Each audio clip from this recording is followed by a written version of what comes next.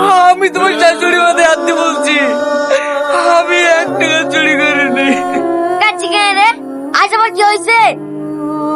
ও দেখো তোমার আব্বা বাজার করতে গিয়ে তোমার ভাবি টাকা চুরি করেছে, তাই পুলিশে বলি প্যান প্যান করে খাচ্ছে।